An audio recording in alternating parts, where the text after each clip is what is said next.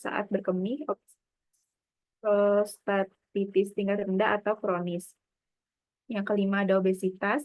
Penyebab pastinya tidak jelas, tetapi kemungkinan multifaktorial karena obesitas merupakan salah satu aspek sindrom metabolik. Yang keenam ada sindrom metabolik.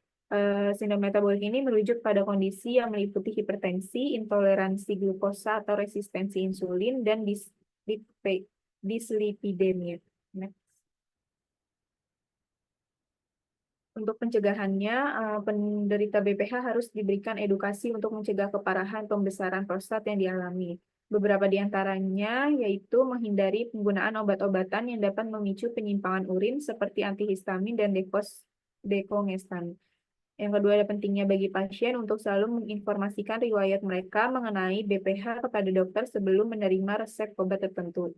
Yang ketiga, menurunkan asupan cairan, terutama beberapa jam sebelum tidur, mengurangi konsumsi minuman yang dapat merangsang produksi urin seperti kafein dan alkohol. Yang terakhir, ada menghindari kebiasaan mengejan saat buang air kecil. Next. Untuk komplikasinya, komplikasi umumnya ada retensi urin akut, batu kandung kemih, retensi urin kronis, kandung kemih yang mengalami dekompensasi, pengosongan kandung kemih tidak tuntas, gagal ginjal, distensi, atau ketidaknyamanan suprapubik. Untuk komplikasi lainnya, ada uji coba gagal tanpa kateter dan komplikasi kateter jangka panjang. Next. Untuk penata laksanaannya, tindakan operatif dilakukan apabila BPH dengan komplikasi seperti ISK berulang, adanya batu buli atau divertikel, dan dilatasi saluran kemih bagian atas akibat obstruksi dengan atau tanpa insusiensi ginjal. BPH yang gagal dengan terapi medikamentosa atau BPH dengan skor IPSS berat, tindakan operatif. Yang pertama ada TURP, adalah prosedur pembedahan pada bagian dalam dari prostat, utamanya zona transisi, dengan menggunakan pendekatan endoskopi melalui uretra tanpa insisi pada kulit. Yang kedua ada LUTS. Penderita dengan LUTS sedang atau berat dan prostat yang kecil seringkali memiliki hiperplasia dari komisura posterior, di mana hal ini merupakan indikasi untuk insisi prostat. Keuntungannya berupa tindakan lebih cepat dan morbiditas lebih rendah dengan resiko ejakulasi retrograd lebih rendah 25%. Selanjutnya ada prostatektomi terbuka, diindikasikan pada prostat yang terlalu besar untuk dilakukan tindakan endoskopi. Juga dapat dilakukan pada penderita dengan divertikulum buli atau didapatkannya batu buli.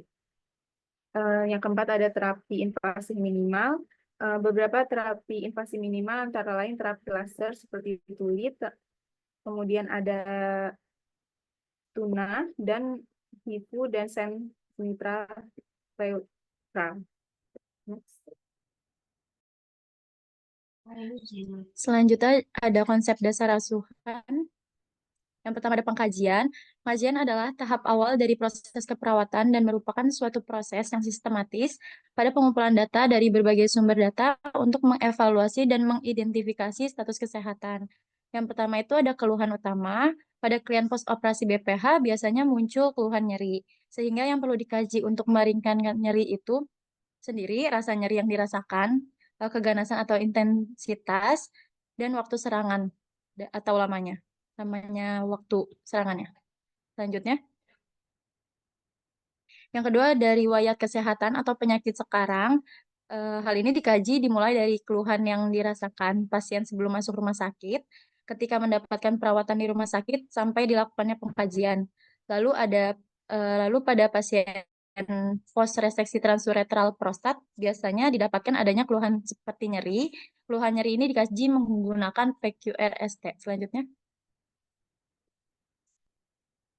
Lalu yang ketiga dari riwayat penyakit dahulu, perawat menanyakan tentang penyakit yang pernah dialami sebelumnya, terutama yang mendukung atau memperberat kondisi gangguan sistem perkemihan pada pasien saat ini, seperti pernahkah pasien menderita penyakit kencing manis, riwayat kaki bengkak, hipertensi, penyakit kencing batu, kencing berdarah, dan lainnya. Kemudian tanyakan kepada pasien, apakah pasien pernah dirawat sebelumnya, dengan penyakit apa, apakah pernah mengalami sakit yang berat, dan sebagainya. Selanjutnya. Yang keempat ada riwayat keluarga. Hal ini untuk ditanyakan mungkin di antara keluarga kalian sebelumnya ada yang menderita penyakit yang sama dengan penyakit kalian sekarang. Yang kelima ada pengkajian psikososio-spiritual, yaitu pengkajian psikologis. Pasien meliputi beberapa dimensi yang memungkinkan perawat untuk memperoleh persepsi yang jelas mengenai kecemasan pasien terhadap penyakitnya, kognitif, dan perilaku pasien. Lalu perawat mengumpulkan pemeriksaan awal pasien tentang kapasitas fisik dan intelektual saat ini, yang menentukan tingkat perlunya pengkajian psikososio-spiritual yang sesama. Lalu yang keenam ada pola sehari-hari. Yang pertama itu ada nutrisi. Pola nutrisi ini sebelum dan sesudah sakit yang harus dikaji, yaitu frekuensi, jenis makanan dan minuman, porsi, tanyakan perubahan nafsu makan yang terjadi. Pada pos operasi prostatektomi ini biasanya tidak terdapat keluhan pada pola nutrisi. Selanjutnya.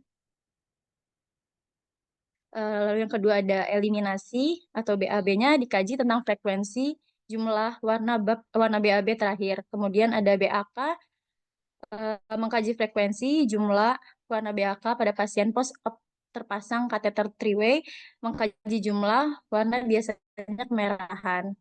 Lalu itu ada tidur atau istirahat. Nah, pola tidur ini dapat tergantung atau terus ada personal hygiene. Prostatektomi biasanya dianjurkan untuk tirah baring sehingga aktivitas dibantu keluarga sebagian. Kemudian ada pemeriksaan fisik. Pemeriksaan fisik ini head to toe meliputi yang pertama itu ada keadaan umum. Keadaan umum klien ini mulai saat pertama kali bertemu dengan klien, dilanjutkan mengukur tanda-tanda vital. Kesadaran klien juga diamati apakah kompos mentis, apatis, somnolen, delirium, semikoma, atau koma. Selanjutnya. Lalu ada pemeriksaan tanda-tanda vital, tekanan darah, nadi, respirasi, suhu. Umumnya pasien mengalami takikardi, peningkatan tekanan darah, dapat juga terjadi hipotensi. Lalu ada pemeriksaan kepala dan muka, dilakukan inspeksi itu untuk menentukan kebersihan kepala, warna rambut hitam keputihan, tidak ada kelainan bentuk kepala, pasien nampak meringis menahan nyeri. Lalu ada tindakan palpasi, yaitu tidak ada nyeri tekan, mengkaji kerontokan dan kebersihan rambut, kaji pembengkakan pada muka. Kemudian ada pemeriksaan pada mata, yang dilakukan inspeksi itu keadaan pupil isokor atau anisokor, refleks cahaya tidak ada gangguan, dan konjungtivanya anemis. Lalu dilakukan tindakan palpasi juga, tidak ada nyeri tekan atau peningkatan tekanan intraokuler pada kedua bola mata. Kemudian ada pemeriksaan di bagian hidungnya, untuk inspeksinya dilakukan pemeriksaan tadi bersih, tidak terdapat polip, tidak terdapat nafas cuping hidung, kemudian dilakukan palpasi, tidak ada nyeri tekan pada hidung. Selanjutnya. Selanjutnya ada telinga. Untuk inspeksinya memeriksa kesimetrisan telinga kanan dan kiri. Tidak ada luka, telinga bersih, dan tidak ada serumen. Lalu untuk palpasinya tidak ada nyeri tekan. Lalu selanjutnya ada mulut. Inspeksinya tidak ada kelainan kongenital atau bibir sumbing. Warna, kesimetrisan, sianosis atau tidak, pembengkakan, lesi, amati adanya stomatitis pada mulut, amati jumlah dan bentuk gigi, gigi berlubang, warna, plak, dan kebersihan gigi. Lalu untuk palpasinya tidak terdapat nyeri tekan pada pipi dan mulut bagian dalam. Selanjutnya ada leher, inspeksinya tidak ada luka, kesimetrisan, dan massa abnormal. Palpasinya mengkaji adanya distensi vena jugularis, pembesaran kelenjar tiroid. Lalu selanjutnya ada torak, yang pertama ada paru-paru, inspeksinya simetris, tidak terdapat luka, ekspansi, dan dada simetri. Palpasinya tidak ada nyeri tekan, perkusinya normalnya berbunyi sonor, auskultasinya normalnya terdengar vesikuler pada kedua paru. Next. Yang kedua ada jantung, inspeksinya ada ictus cordis tidak nampak palpasi, perkusinya ada normalnya tidak terdengar pekak, auskultasinya normalnya terdengar tunggal suara jantung pertama dan suara jantung kedua. Yang kedua ada yang selanjutnya ada abdomen, inspeksinya apakah abdomen membuncit atau datar, palpasinya apakah ada nyeri tekan pada abdomen, perkusinya abdomen normal timpanik, auskultasinya secara peristaltik usus di mana nilai normalnya 5-35 kali per menit. Next. Selanjutnya ada ekstremitas atas, inspeksinya mengkaji kesimetrisan dan pergerakan ekstremitas atas. Lalu ada bawah, inspeksinya mengkaji kesimetrisan dan pergerakan ekstremitas atas. Lalu selanjutnya ada integritas kulit, inspeksinya warna kulit, kelembapan, akra hangat atau tidak. Palpasinya ada integritas kulit, CRT pada normalnya kurang dari 2 detik. Next. Lalu di sini ada format pengkajian masalah kesehatan kronis pada lansia. Untuk skornya yang 0 itu tidak pernah, 1 itu jarang, 2 itu sering, dan 3 itu selalu. Di sini ada dikaji fungsi penglihatan, fungsi pendengaran, fungsi paru, fungsi jantung, fungsi pencernaan. Next. Lalu ada fungsi pergerakan, fungsi persyarafan, fungsi saluran perkemihan. Untuk skornya, jika kurang dari 25 tidak ada masalah atau masalah kesehatan kronis ringan. Untuk 26-50 masalah kesehatan kronis sedang. Lalu untuk skor lebih dari 51 masalah kesehatan kronis berat. Next. Di sini ada pengkajian fungsi kognitif pada lansia.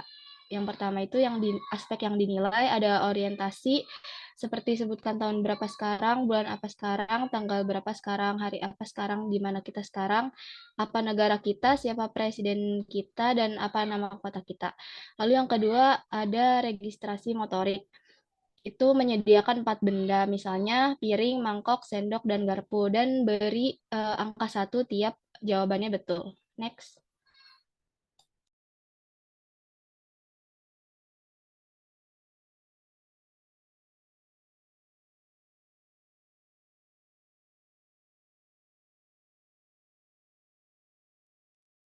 Selanjutnya ada perhatian dan kalkulasi. Lansia diminta untuk hitung kurang 5.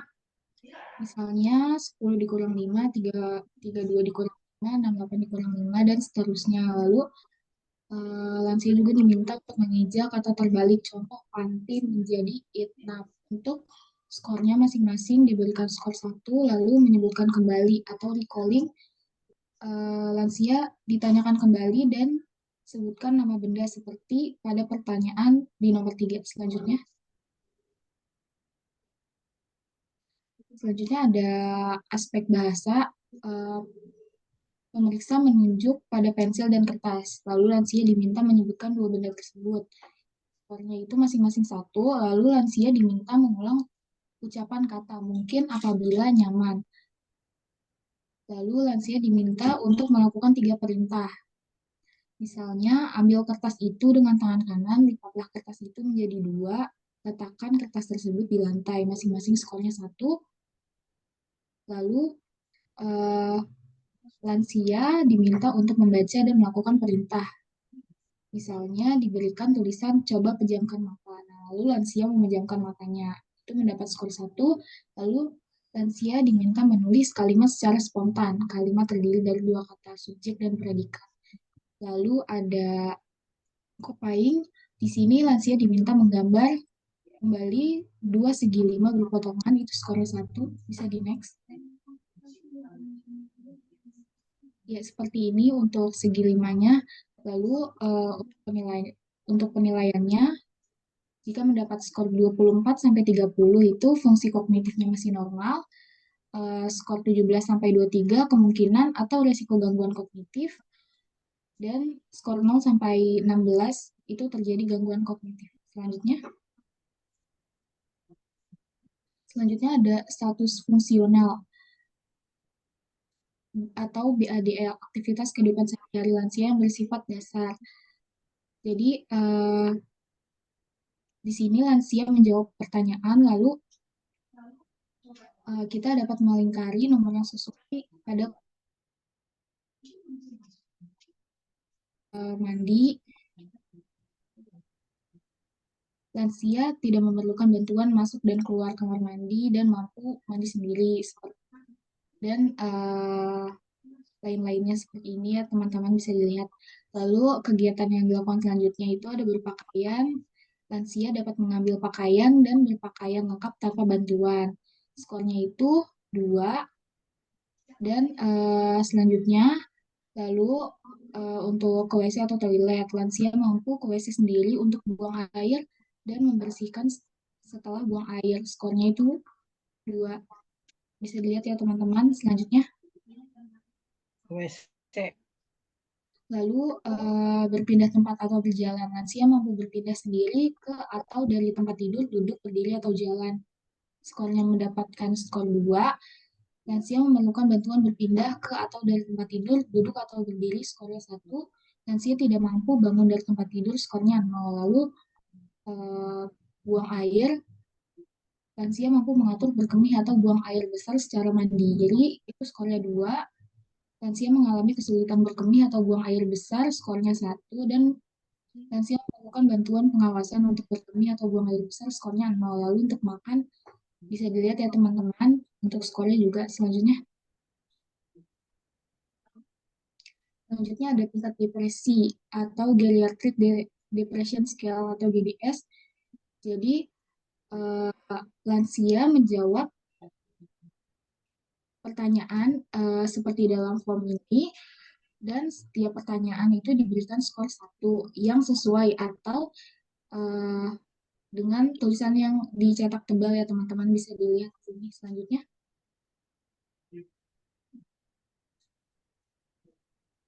bisa di next.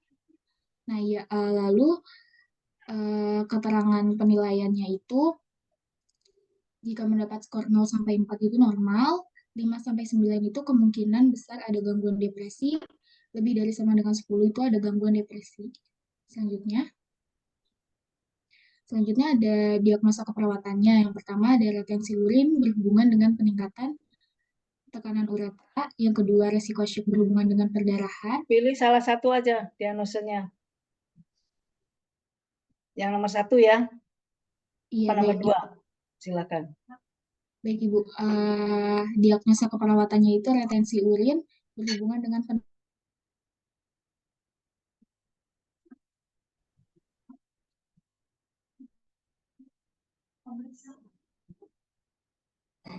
Ya, selanjutnya bisa diambil intervensi perawatan dari diagnosa yang pertama ini, retensi urin berhubungan dengan peningkatan tekanan uretra. Untuk tujuan dan kriteria hasilnya ini, setelah dilakukan intervensi keperawatan selama 3 kali 24 jam, masalah terhadap eliminasi urin ini dapat diatasi.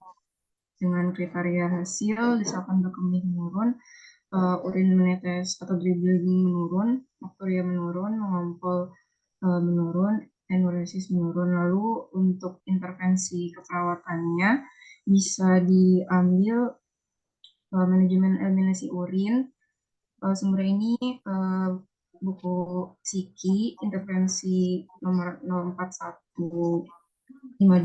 Untuk observasinya ini, identifikasi tanda gejala retensi atau inkontinensia urin, lalu identifikasi faktor yang menyebabkan retensi atau inkontinensia urin, lalu monitor eliminasi urin. Untuk terapeutiknya bisa dicatat waktu-waktu keluaran berkemih, lalu batasi asupan cairan jika perlu, ambil sampel urin tengah atau midstream atau kultur. Lalu untuk edukasinya bisa ajarkan tanda dan gejala infeksi saluran kemih. Untuk slide-nya bisa di next. Iya, lalu bisa diajarkan mengambil spesimen urin, lalu ajarkan mengenali tanda kemih dan waktu yang tepat untuk berkemih. Lalu ajarkan terapi modalitas penguatan otot-otot panggul atau berkemih. Lalu bisa anjurkan minum yang cukup jika tidak ada kontraindikasi. Lalu anjurkan mengurangi minum menjelang tidur. Untuk kolaborasinya bisa diberikan pemberian obat suppositoria uretra jika diperlukan. Untuk intervensi dari diagnosa yang lainnya bisa dibaca aja ya teman-teman.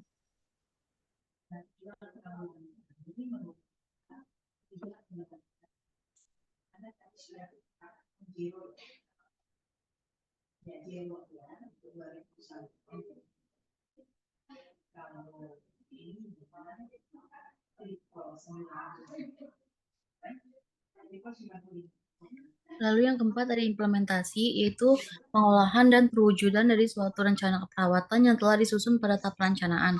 Fokus pada intervensi keperawatan antara lain yaitu mempertahankan daya tahan tubuh, mencegah komplikasi, menemukan perubahan sistem tubuh, menetapkan hubungan klien dengan lingkungan, implementasi pesan dokter. Lalu yang kelima evaluasi, itu tahap penilaian atau evaluasi itu adalah perbandingan yang sistematis dan terencana tentang kesehatan klien yang tujuannya itu yang telah ditetapkan dilakukannya dengan cara bersambungan dengan melibatkan klien, keluarga, dan tenaga kesehatannya. Tujuannya ini untuk melihat kemampuan klien mencapai tujuan yang disesuaikan dengan kriteria hasil pada perencanaan. Next. Next. Lalu di sini ada kasus fiktif. Next. Yang pertama kasusnya, diketahui pasien dengan identitas Tuan S, usia 64 tahun, datang ke rumah sakit Erlangga dengan keluhan sering merasakan sakit saat buang air kecil. Pasien datang bersama dengan anak dan istrinya pada tanggal 15 Maret 2024. Pasien berprofesi sebagai tukang antar galon yang dimana kegiatannya sehari-harinya mengangkat galon yang berat. Pasien dan keluarganya mengatakan ia baru tahu bahwa ia terkena BPH. Nah, keluhan nyerinya tuh dan sering buang air kecil di malam hari ia rasakan sekitar 2 minggu yang lalu. Pasien mengatakan di antara keluarganya yang lain, hanya ia yang mengalami penyakit ini dan tidak memiliki riwayat penyakit lainnya. Saat dilakukan pemeriksaan CCTV oleh perawat, didapatkan tekanan darahnya 130/85 mmHg, nah di 85 kali per menit, suhu 36,5 derajat Celcius, dan RRS 19 kali per menit. Setelah itu perawat melakukan pengkajian lebih lanjut, didapatkan hasil sebagai berikut. Next. Saat pengkajian, nama pasien Tuan S, jenis kelamin laki-laki, bisa lihat teman-teman. Next. Lalu alasan masuk rumah sakit, klien mengatakan ia merasakan nyeri pada perut bagian bawah dan bagian kelaminnya. Dan pasien juga mengatakan ia merasakan nyeri saat buang air kecil. Klien mengatakan saat pipis yang keluar hanya sedikit dan sering buang air kecil di malam hari. Riwayat kesehatan sekarangnya, keluhan utama pasien yaitu klien mengatakan nyeri pada perut bagian bawah dan nyeri saat mau BAK. Dalam pengajian ini nyeri PQRST-nya, P-nya nyeri dirasakan saat mau BAK, Q-nya nyeri yang dirasakan seperti ditusuk-tusuk, R-nya nyeri dirasakan pada perut bagian bawah, skala nyeri 7, nyeri berat, time-nya nyeri dirasakan saat ingin BAK dan saat mengangkat beban yang berat. Keluhan yang menyertai klien ini mengatakan akibat nyeri dan rasa ingin buang air.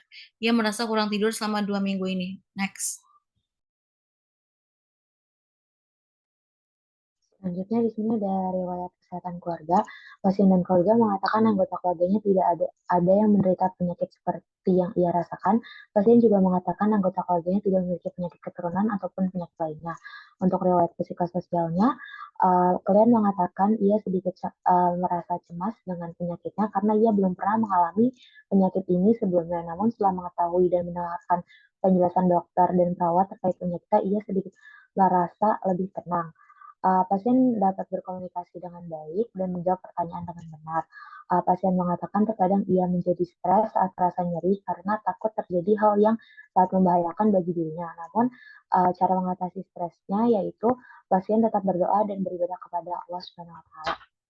Lagi next.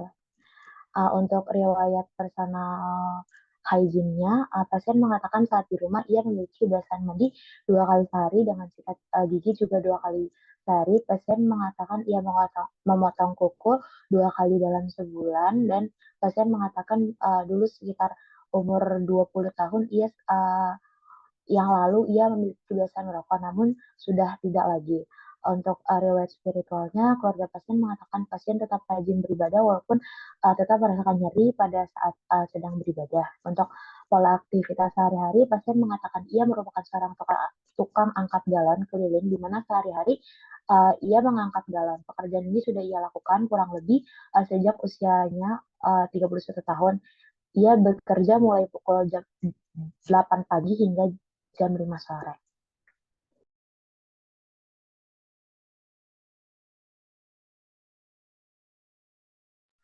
Untuk pemeriksaan fisiknya, keadaan umumnya kompos mentis, tekanan darah 130/85, nadinya 85 kali per menit, suhunya 36,5 derajat Celcius, pernafasannya itu 19 kali per menit. Untuk pemeriksaan kepalanya, bentuk kepala pasien bulat, tidak terdapat lesi ataupun benjolan, kepala bersih, rambut warna hitam dengan sentuhan uban berwarna putih, rambut rata menyebar. Untuk pemeriksaan matanya lengkap, bentuk simetris, tidak terdapat pembengkakan, konjungtiva merah muda, pupil isokor, refleksi cahayanya plus, terus bagian bawah mata terlihat hitam.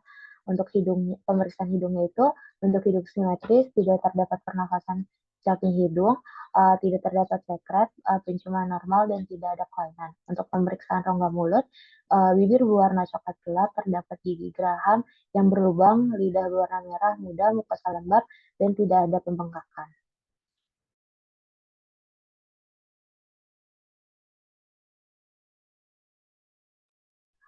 Untuk pemeriksaan sistem muskuloskeletalnya ini dan integumen, pergerakan sendi dan otot simetris dengan kekuatannya 5, dengan tidak terdapat kelainan pada kulit, tidak ada edema ataupun peradangan. Untuk pemeriksaan sistem muskuloskeletal dan untuk pemeriksaan seksualitasnya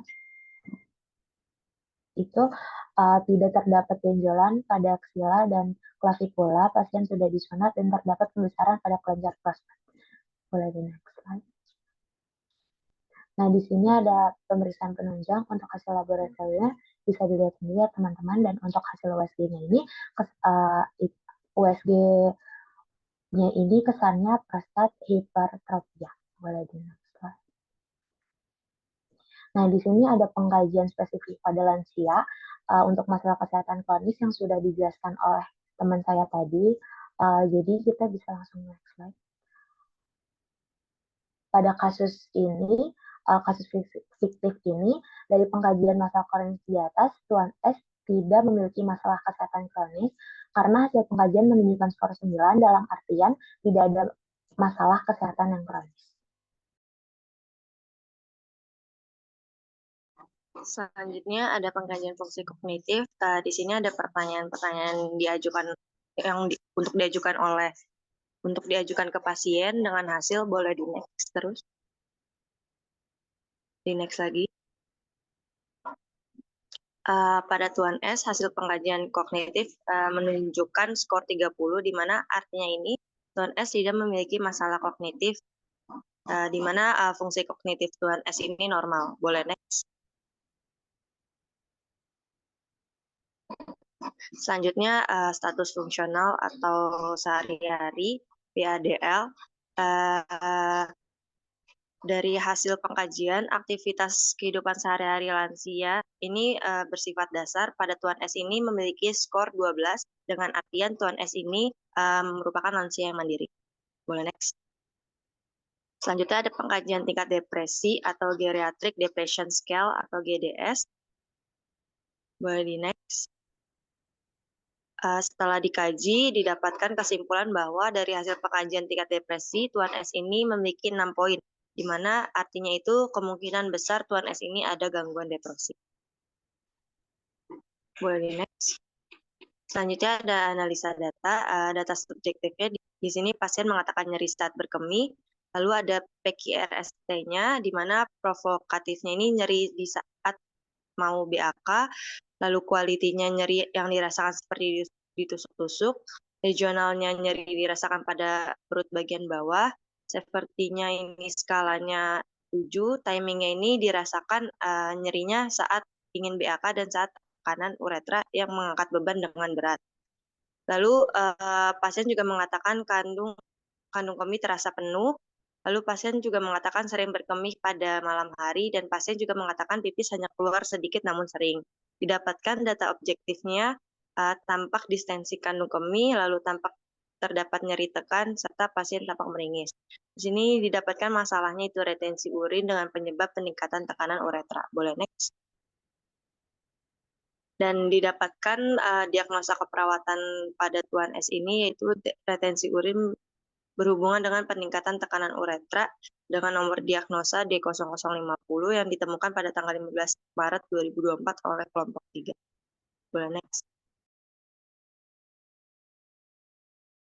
Ya, selanjutnya di diagnosa keperawatan itu ada retensi urin berdasarkan peningkatan tekanan uretra. Terus untuk tujuan dan kriteria hasil itu yaitu ada SLKI-nya pada kode L04034 yaitu eliminasi urin. Kemudian intervensinya itu menggunakan manajemen eliminasi urin intervensi luarnya dengan kode 04152. Oke. Ya, selanjutnya diimplementasi pada hari pertama bisa dilihat ya teman-teman. Kemudian di hari kedua, selanjutnya di hari ketiga, ya lanjut saja langsung ke evaluasi keperawatan dengan hasil yaitu uh, S-nya adalah pasien mengatakan rencana operasi tanggal 24/3/2024. O-nya itu tidak ada tanda-tanda infeksi pada kateter, A-nya masalah belum teratasi, P-nya lanjut intervensi monitor intake dan output cairan monitor distensi kandung kemih. Ya, mungkin itu aja. Saya kembalikan ke moderator.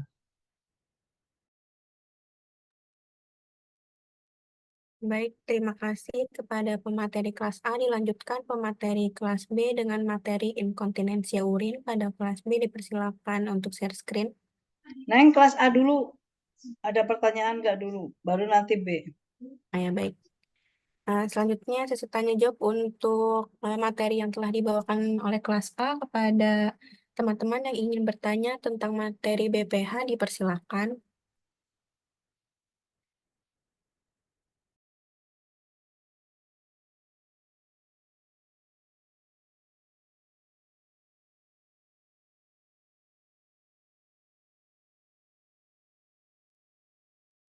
Pertanyaan Ibu yang tanya nih kepada kelompok nih.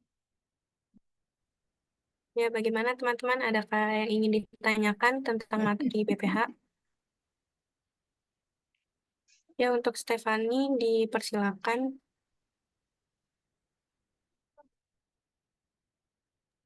Ya, terima kasih moderator atas kesempatannya. Izin bertanya kepada kelompok 3 dari kelas 4A. Izin bertanya, apakah penyakit prostat ini akan selalu terjadi pada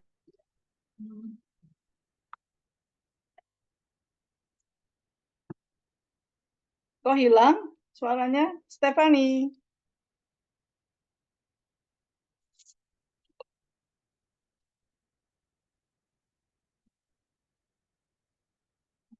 kita untuk usia yang Izin Stefani, suaranya hilang, putus-putus. belum lansia itu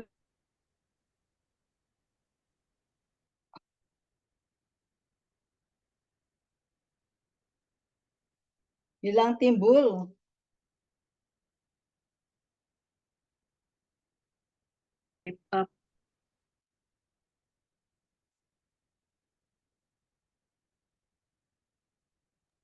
Baik, dilanjut terlebih dahulu ya. Mi Risma dipersilakan. Iya, saya perwakilan dari kelompok 4A. Izin bertanya kepada kelompok. Tadi di PPT kelompok dijelaskan penanganan atau penata laksanaan untuk lansia yang mengalami BPH sesuai tingkat keparahannya. Yang ingin saya tanyakan, bagaimana cara mengukur tingkat keparahan BPH yang dialami pasien? Baik, selanjutnya untuk Galuh dipersilakan. Terima kasih moderator atas kesempatannya. Saya perwakilan dari kelompok 1 kelas A izin bertanya bagaimana peran keluarga dalam membantu lansia yang menderita BPH untuk mencegah keparahan seperti kayak pembesaran prostat yang dialami lansia tersebut. Terima kasih. Baik, terima kasih Galuh. Selanjutnya Stefani mungkin bisa dilanjutkan tadi. ya izin mohon maaf atas gangguannya. Izin bertanya, apakah penyakit prostat ini hanya terjadi pada lansia saja? Apakah orang yang belum lansia itu bisa terkena penyakit prostat ini? Terima kasih. Ya, terima kasih. Adakah yang ingin bertanya lagi untuk materi BPH? Izin Ibu ini langsung dijawab aja atau Langsung jawab. Pas A jawab. Ya, baik. Selanjutnya untuk pemateri dipersilakan untuk menjawab pertanyaan dari teman-temannya tadi.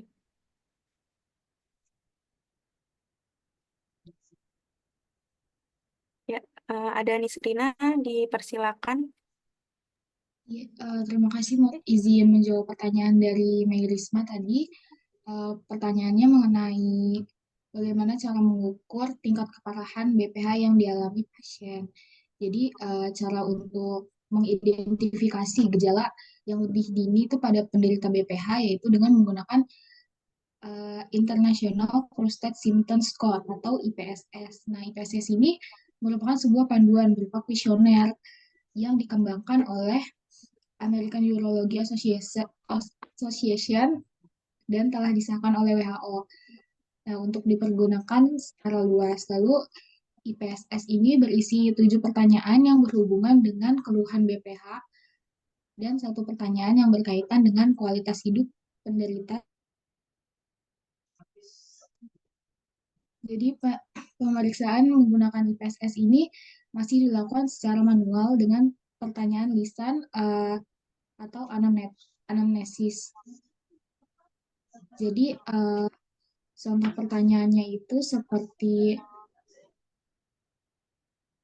seberapa sering lansia masih ada sisa setelah BAK, lalu seberapa sering juga lansia harus kembali dalam waktu kurang dari 2 jam setelah selesai BAK, seberapa sering lansia mendapatkan bahwa kencing terputus-putus, seberapa sering lansia merasa sering untuk menahan buang air kecil, seberapa sering pancaran BAK-nya lemah, lalu seberapa sering lansia harus mengejan untuk membuang air kecil, dan pertanyaan kualitas hidupnya, seberapa sering lansia harus bangun untuk kencing sejak tidur malam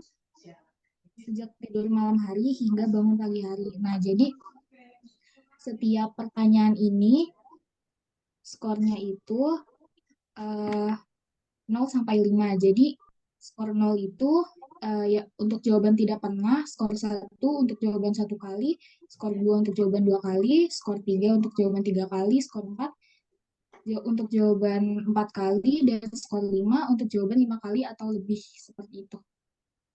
Apakah sudah cukup terjawab, Risma? Sudah, terima kasih. Baik, terima kasih. Selanjutnya Winda Anggraini, dipersilakan. Baik, terima kasih moderator. Saya izin menjawab pertanyaan dari Galuh. Pertanyaannya mungkin seperti ini, bagaimana peran keluarga dalam membantu lansia penderita BPH untuk mencegah keparahan pembesaran prostat yang dialami? Seperti yang kita tahu, bertambahnya usia ini kan memicu terjadinya penurunan daya tampung kandung kemih. Hal ini dikarenakan tidak teraturnya otosfinkter dalam berkontraksi, sehingga mengakibatkan kandung kemih menjadi lemah. Nah, keadaan ini kan menjadikan lansia mengalami frekuensi berkemih yang berlebih, sehingga keluarga pun perlu ikut serta.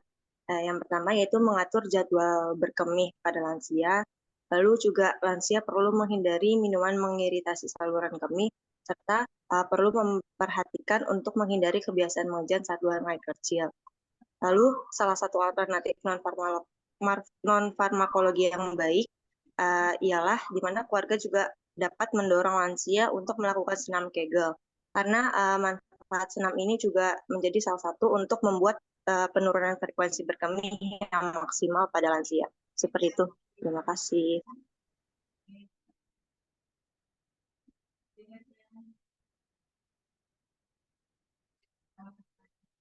Ya, selanjutnya Fitri Yananda, dipersilakan.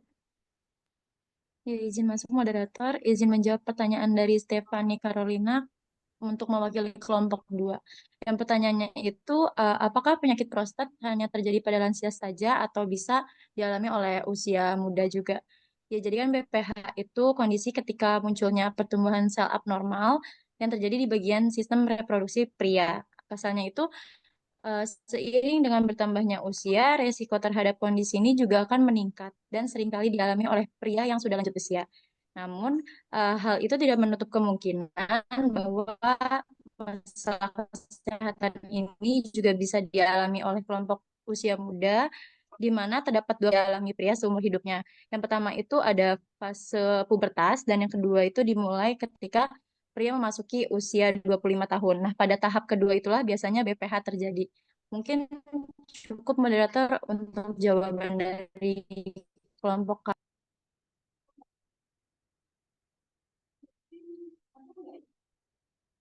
Ya, sudah terjawab. Baik, terima kasih. Karena pertanyaan dan jawabannya sudah terjawab semua, dilanjutkan untuk pemateri kelas B dengan materi inkontinensia pada Belum tuntas sayang. Sekarang saya mau kelas A. Tanya, itu prostat itu ada di mana sih? Pembesaran prostat itu letaknya di mana? Pertama.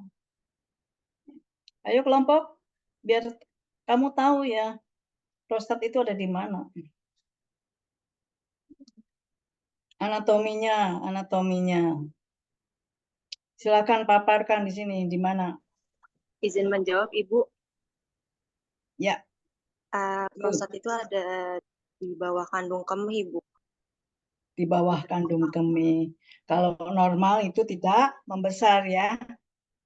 Tetapi itu akan membesar apabila memang ada suatu perubahan ya sel-sel sehingga menjadi pembesaran ya.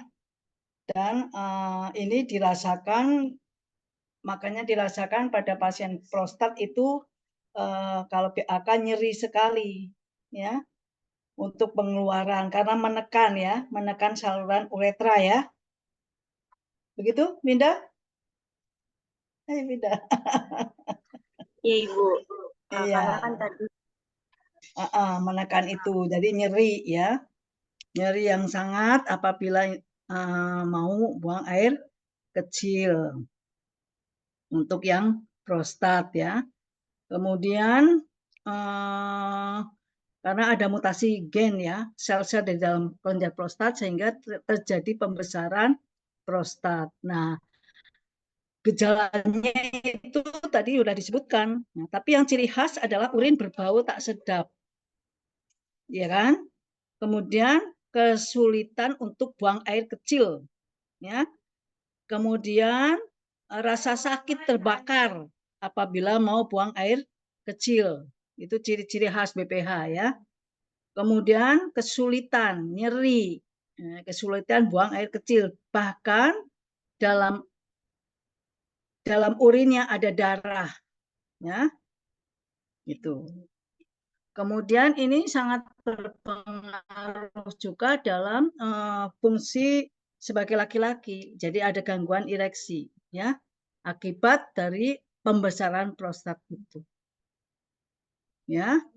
Itu makanya harus dijaga betul-betul ya, jangan sampai terjadi yang demikian ya.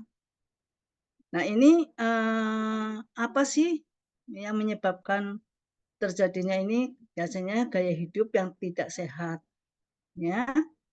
Nah, kemudian itu juga ada keturunan, faktor usia, obesitas ya.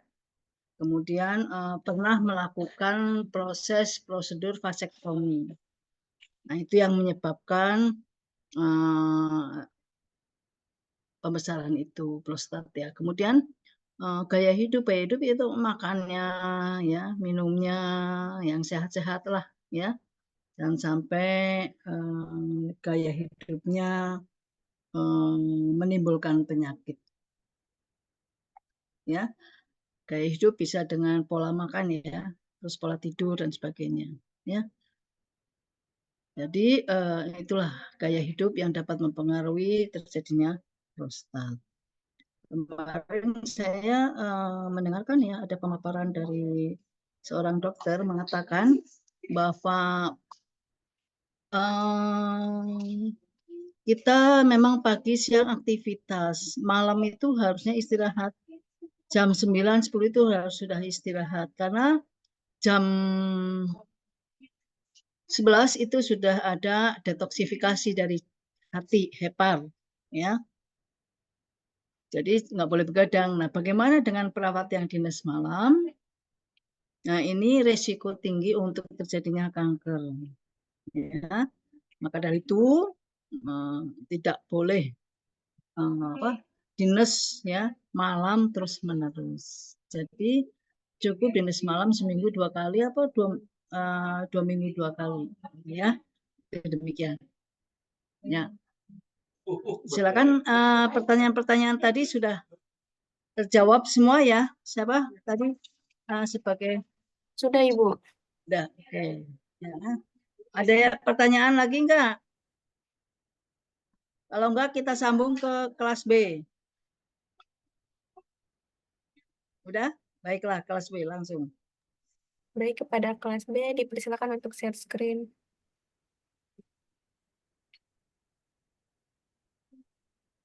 Anggota kelompok 3 dari kelas B itu ada Amar Gifari, ada Anida Afrianti, Anissa Nurulia, Kanza Amanda, Laili Frida Yuni, Niken Sri Ambarwati, Kori Aina, dan Tari Saliani. Kepada kelompok dipersilakan. Oh iya, yang pertama itu ada konsep dasar dari penyakit incontinential urine itu ya. Selanjutnya, nah incontinential urine itu keluarnya urin tanpa disadari atau tidak disengaja atau dalam istilahnya yaitu kebocoran urin. Banyak orang yang mengalami inkontinensia urin ini tuh takut untuk melakukan aktivitas normal sehari-hari karena mereka harusnya tuh selalu dekat-dekat dengan toilet. Hal tersebut menyebabkan menurunnya kualitas hidup penderita. Selain itu juga inkontinensia urin itu bisa mempengaruhi hubungan interpersonal dan seksual, kesehatan, psikologis, serta interaksi sosial. Selanjutnya, nah etiologinya itu yang pertama ada kelainan traktus urinarius di bagian bawah. Itu tuh bisa karena infeksi, obstruksi, kontraktilitas kandung kemih yang berlebihan, serta defisiensi estrogen, kelemahan sphincter, dan hipertrofi prostat. Kemudian ada usia. Jadi seiring bertambahnya usia, ada beberapa perubahan pada anatomi dan fungsi organ kemih. Di antara lainnya yaitu melemahnya otot dasar panggul akibat kehamilan yang berkali-kali, kebiasaan mengejan yang salah, kemudian batuk kronis. Ini mengakibatkan seseorang tidak dapat menahan air seninya. Selain itu, adanya kontraksi atau gerakan abnormal dari dinding kandung kemih, sehingga walaupun kandung kemih baru terisi sedikit sudah menimbulkan rasa ingin berkemih. Selanjutnya ada kelainan neurologis.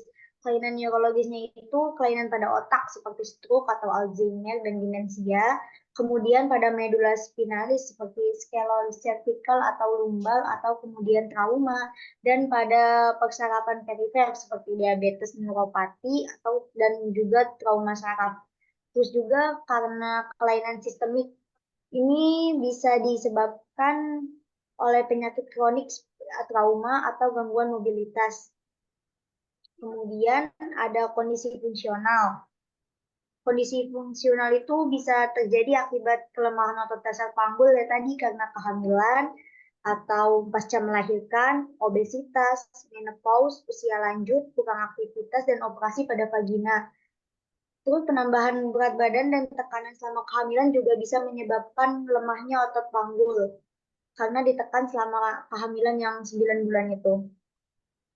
Terus ini ada efek samping pengobatan. Itu kan kalau pengobatan itu kita mengkonsumsi banyak obat. Nah, penyakit-penyakit diantaranya itu ya ada gagal jantung, penyakit ginjal kronik, kemudian diabetes, penyakit paru, terus ada general cognitive impairment, gangguan tidur, penyakit neurologis, dan obesitas. Selanjutnya, nah, patofisiologinya itu yang pertama perubahan terkait dengan usia pada sistem perkemihan vesika urinaria atau kandung kemih. Yaitu kandung kemih normal itu biasanya 300 sampai 600 mili. Keinginan berkemihnya itu 150 sampai 350 mili. Keinginan berkemih itu bisa ditunda selama 1 sampai 2 jam. Kemudian pada lansia tidak semua urin dikeluarkan, tetapi residu urin 50 mili atau kurang dianggap adekuat. Lebih dari 100 mili mengidentifikasi adanya retensi urin. Yang kedua ada fungsi otot besar yang terganggu dan mengakibatkan kontraksi kandung kemih. Itu ada hambatan pengeluaran urin dengan pelebaran kandung kemih, kemudian urin banyak kandung kemih sampai kapasitas yang berlebihan. Lalu juga fungsi sphincternya terganggu, menyebabkan kandung kemih bocor bila batuk atau bersin. Selanjutnya, ini ada pathway-nya ya, ada bisa dilihat dari persalinan, kemudian terjadi peregangan otot, melemahnya otot dasar panggul, tidak dapat merasakan air kencing, kemudian ada proses menua, kadar hormonnya menurun, otot dasar panggulnya rusak, kemudian posisi kandung kemihnya, melemahnya kelainan atau tekanan akhir kemih keluar, terus juga ada peningkatan produksi urin dari bisa jadi DM, kemudian ada hiperglikemi, pemindahan cairan intraseluler yang secara osmotik, kemudian ginjal reabsorpsi atau kelebihan glukosa, terus terjadi glukosaria dan terjadi poliuria. Ada juga dari SK, refluksi intravesikal menyebabkan infeksi dari uretra, kemudian sphincter dan otot dasar panggulnya terganggu, ada pelonggaran kandung kemih yang tidak sempurna. Itu semua menyebabkan inkontinensia urin. Selanjutnya, tanda dan gejalanya itu inkontinensia UJ itu terjadi tingginya frekuensi berkemih lebih sering dari 2 jam sekali. Kemudian ada inkontinensia stres itu karena keluarnya urin pada saat tekanan intraabdomen itu meningkat dan sering berkemih. Kemudian ada inkontinensia overflow, itu keluar urinnya sedikit tanpa sensasi kandung kemih yang sudah penuh serta terdapat distensi kandung kemih. Kemudian ada inkontinensia refleks, yaitu tidak menyadari kandung kemihnya sudah terisi, kurangnya sensasi ingin berkemih dan kontraksi spasme kandung kemih yang tidak bisa dicegah. Kemudian ada inkontinensia fungsional, ini mendesaknya keinginan berkemih, jadi urinnya itu keluar sebelum mencapai toilet. Begitu. Selanjutnya. Iya, selanjutnya di sini ada komplikasi dari inkontinensia urin. Yang pertama itu ada infeksi saluran kemih. Infeksi saluran kemih ini merupakan infeksi akibat berkembangnya mikroorganisme patogen di dalam saluran kemih. Biasanya pada urin pasien dengan infeksi saluran kemih akan ditemukan leukosit dalam jumlah rendah hingga tinggi, tergantung pada seberapa besar luka yang menyebabkan infeksi di dalam saluran kemih. Yang kedua itu ada masalah kulit. Penderita inkontinensia urin lebih mudah mengalami luka, ruam, atau infeksi kulit karena kulit terus-menerus lembab. Hal ini buruk untuk penyembuhan luka dan juga memicu pertumbuhan jamur. Yang ketiga itu ada masalah tidur. Yang keempat ada depresi dan kondisi medis lainnya. Selanjutnya ada pemeriksaan penunjang dari inkontinensia urin. Yang pertama itu ada urinalisis. Digunakan untuk melihat apakah ada bakteri, darah, dan glukosa di dalam urin.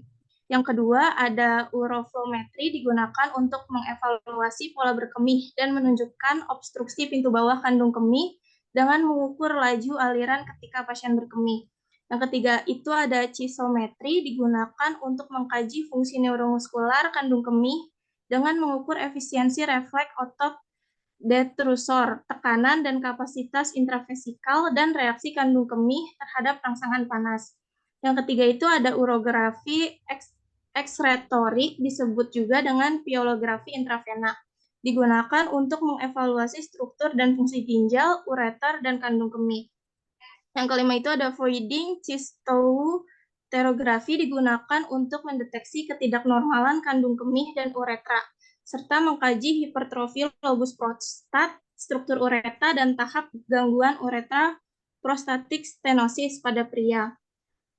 Yang keenam itu ada yang ketujuh ada elektromiografi sphincter eksternal untuk mengukur aktivitas listrik sphincter urinarus eksternal. Yang kedelapan ada pemeriksaan rektum pada pasien pria dapat menunjukkan pembesaran prostat atau nyeri, kemungkinan menandakan hipertrofi prostat jinak atau infeksi. Pemeriksaan tersebut juga dapat menunjukkan impaksi yang mungkin dapat menyebabkan inkontinensia. Dan yang terakhir itu ada kateterisasi residu pasca kemih, digunakan untuk menentukan luasnya pengosongan kandung kemih dan jumlah urin yang tersisa dalam kandung kemih.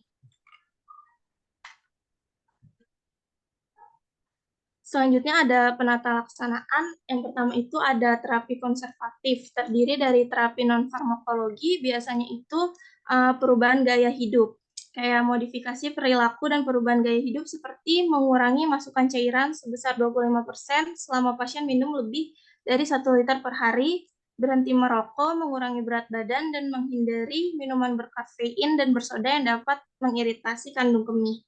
Terus pasien juga dilatih kandung kemih atau bladder training dan otot dasar panggul melalui senam Kegel. Terus yang kedua itu ada terapi farmakologis. Terapi farmakologisnya itu pilihan obat yang diberikan pada inkontinensia urin yaitu golongan antimuskarinik. Terus ada minimal invasif seperti injeksi intravesika, sphincterectomy dilatasi dengan balon, injeksi bulking agents, bladder neck incision, dan stent uretra. Dan yang kedua itu ada operasi terbuka seperti urethral sling, augmentasi sistoplasti atau divisive urin.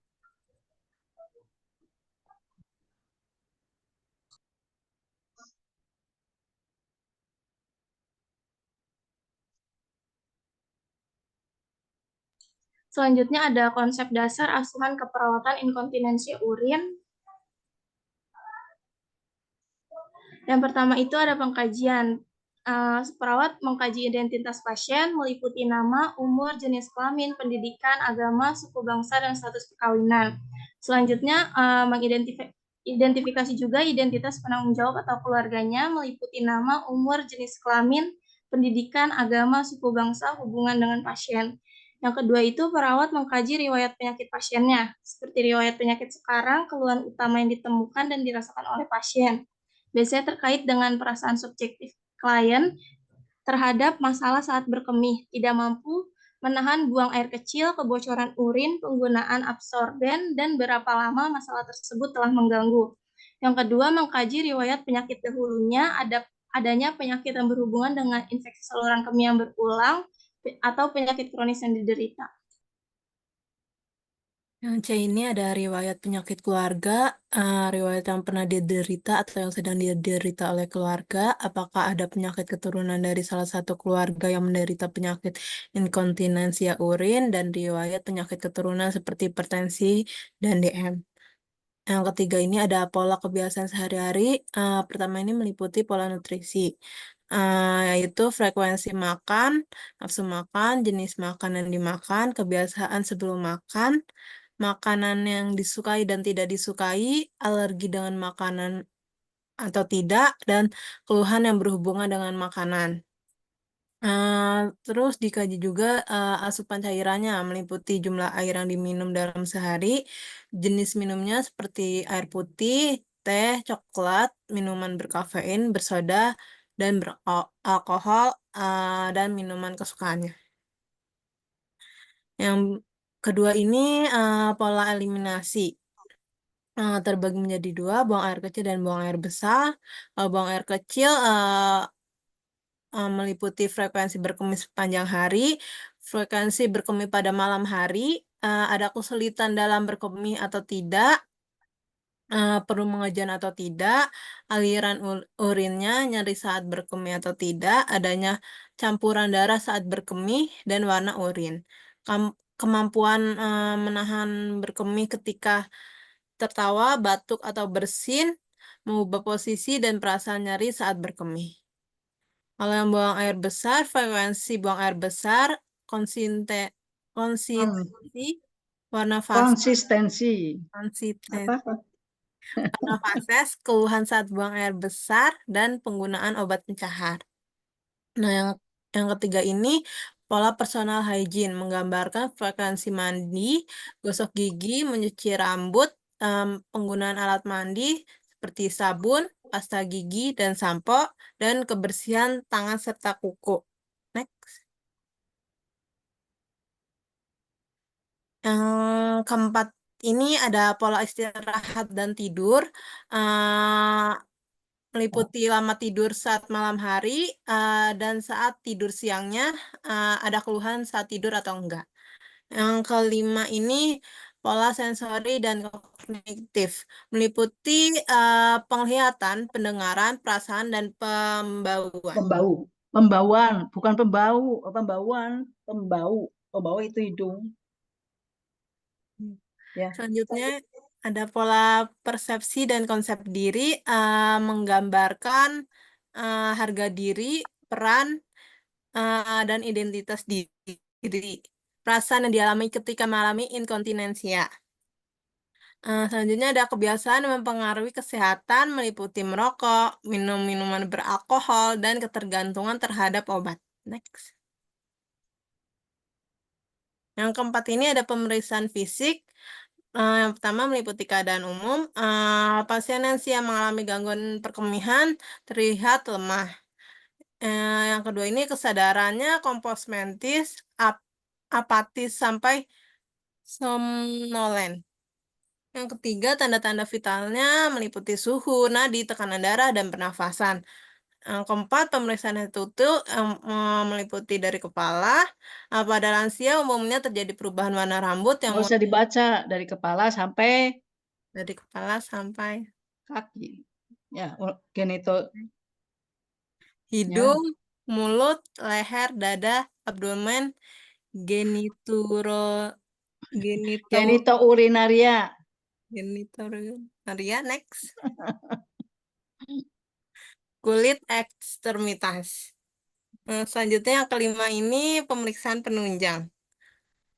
Terdapat urinalisis, uroflowmetry, histometry, urografik ekstretorik, voiding histotrografi, Uretrografi, retrogrades, elektromiografi sphincter eksternal, pemeriksaan rektum pada pasien pria, kateterisasi residu pasca kemih. Kateterisasi bukan kateter.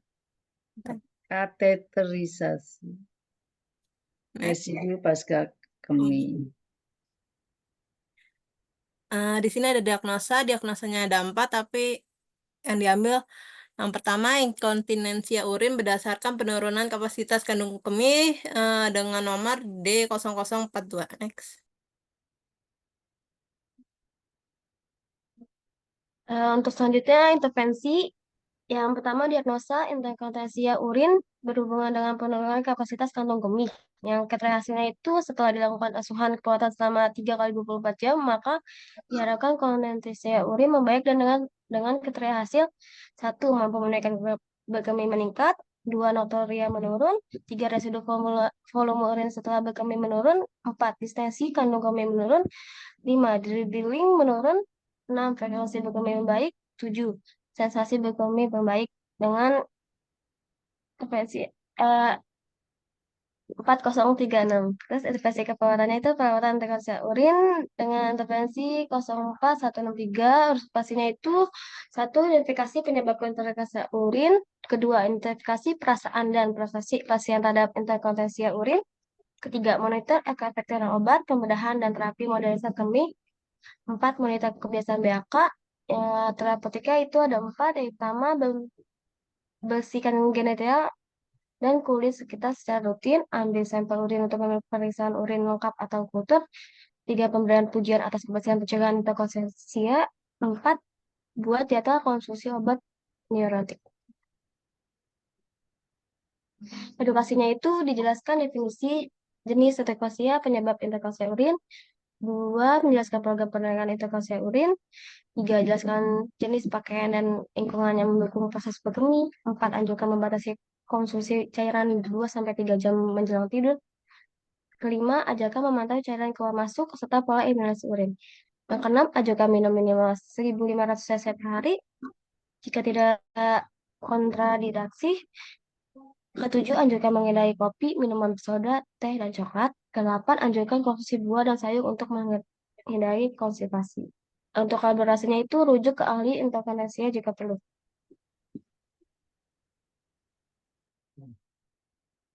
Implementasinya setelah direncanakan perawatan tersusun, selanjutnya diperlukan tindakan yang nyata untuk mencapai hasil yang diharapkan berupa berkurangnya atau hilangnya masalah pada lanjut usia dengan interkontinensia urin. Pada lansia intervensi ini terdiri atas beberapa kegiatan, yaitu validasi rencana, perawatan, menuliskan dan mendokumentasikan rencana perawatan serta melanjutkan pengumpulan data. Evaluasinya itu penilaian hasil dari proses, penilaian hasil penelitian seluruh jauh keberhasilan yang dicapai sebagai keluaran dari tindakan. Penilaian proses penentuan apakah ada keliruan dalam setiap tahapan proses mulai dari pengkajian, diagnosa, perencanaan, tindakan, dan evaluasi itu sendiri.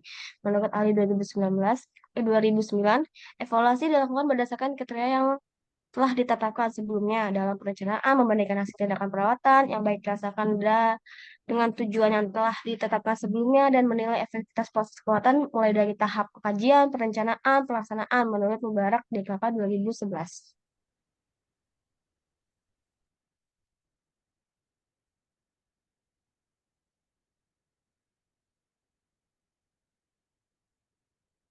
Baik, selanjutnya di sini ada contoh kasus inkontinensia urin pada lansia.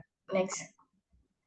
Pada tanggal 5 Juli 2024, Nyonya M, 68 tahun, datang ke rumah sakit B diantar dengan keluarganya. Keluarga mengatakan Nyonya M sering kencing tanpa disadari atau ngompol. Klien sendiri mengatakan tidak bisa menahan jika sudah terasa ingin BAK. Frekuensi berkemih tiap hari 15-18 kali per hari. Klien juga mengatakan saat ia bersin, membungkuk, batuk, tiba-tiba keluar sedikit air kencing. Berdasarkan hasil pemeriksaan fisik, didapatkan tinggi badan 150 cm dan berat badan 45 kg. Untuk tekanan darahnya 180/140 mm air raksa, kemudian nadinya 80 kali per menit, respirasinya 18 kali per menit, dan suhunya 36,5 derajat Celcius. Untuk outputnya sendiri ada 2100 cc. Nah, terdapat distensi kandung kemih. Kemudian kegiatan sehari-hari Nyonya M adalah menjadi guru mengaji. Akan tetapi semenjak ia sering mengompol, kegiatan menjadi terganggu. Next. Untuk yang pertama ada pengkajian, di sini identitas pasien bisa dilihat sendiri, kemudian riwayat kesehatannya untuk status kesehatan saat ini, yaitu Nyonya M mengatakan 1 tahun terakhir sering mengeluh nyeri saat berkemih. Kalau bersin atau batuk, kencing keluar secara tiba-tiba, kemudian sering mengalami nokturia juga. Kencing dalam sehari 15-18 kali per hari, timbulnya secara mendadak. Waktu mulai timbul keluhan 1 tahun. Kemudian riwayat kesehatan masa lalunya, klien mengatakan 2 tahun lalu terkena hipertensi dan rutin mengonsumsi obat diuretik. Untuk pemeriksaan fisiknya, keadaan umum, tekanan darahnya 180/140 mm air raksa, nadinya 80 kali per menit, pernafasannya 18 kali per menit, suhunya 36 derajat Celcius, berat badannya 45 dan tinggi badannya 150. Untuk rambutnya bersih berwarna putih, tidak ada ketombe, matanya simetris, konjungtiva, anemis, palpebrae gelap, sklera anikterik, telinganya bersih, tidak ada benda asing. Kemudian untuk mulut, gigi, dan bibir bersih, tidak berbau, gusi, tidak ada peradangan, tidak ada karies, tidak ada gigi palsu, lidah bersih, mampu untuk mengunyah keras. Untuk dadanya, bentuk dada simetris, getaran dinding kiri dan kanan sama, tidak ada suara tambahan, payudara menyusut, tidak teraba massa, tidak ada suara tambahan. Selanjutnya ada abdomen, datar, tidak ada bendungan vena pada abdomen, tidak ada striae, kandung kemih teraba keras, tidak ada mengalami usus buntu, tidak ada pembesaran limfe. Siapa yang baca ini? Maaf. Korea. Ini abdomen kok tidak ada bendungan vena. Kamu lihatnya bendungan vena di mana abdomen itu?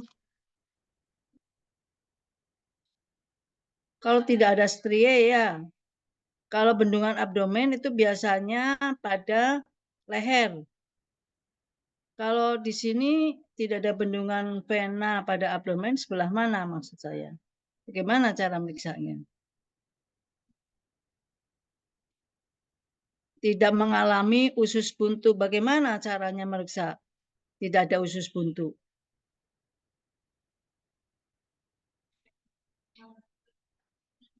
Usus buntu ada enggak? Setiap orang punya appendix.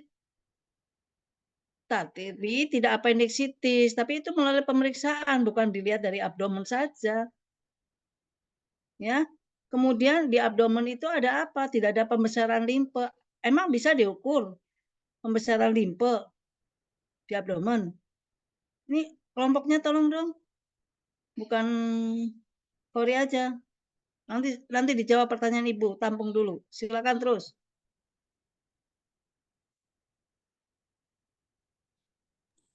Baik, untuk selanjutnya kulit, tekstur kulitnya terlihat kendul, keriput, telur kulitnya jelek, terdapat ruam dan keperahan di sekitar genitalia. Untuk ekstremitas apasnya, tonus otot baik, kekuatan otot tangan kiri kanan sama, yaitu pada skala 5. Dan ekstremitas bawahnya, kekuatan otot kaki kiri dan kanan sama, yaitu pada skala 5, tidak ada nyeri persendian, tidak terjadi osteoporosis, dan tidak ada kelainan tulang. Selanjutnya, pola kebiasaan sehari-hari. Yang pertama ada pola nutrisi, untuk frekuensi makannya 3 kali sehari, nafsu. Terdapat nafsu makan, untuk jenis makanannya yaitu nasi, sayur-sayuran, dan lauk pauk. Kebiasaan sebelum makannya yaitu berdoa terlebih dahulu. Makanan yang tidak disukainya ada yaitu makanan yang berbau laut. Untuk alergi, pantangan makan, dan keluhan yang berhubungan dengan makanannya tidak ada. Next. Selanjutnya ada eliminasi. Pada yang pertama untuk BAK-nya, untuk frekuensinya ada 15-18 kali per hari. Kebiasaan BAK pada malam harinya ada. Kemudian keluhan yang berhubungan dengan BAK-nya yaitu tidak bisa menahan urin jika ingin BAK. Selanjutnya ada BAB, frekuensi dan waktunya yaitu 2 kali sehari. Untuk konsistensinya lembek berwarna kuning, keluhan yang berhubungan dengan BAB-nya tidak ada, dan pengalaman memakai laxatif atau mencaharnya tidak ada. Next.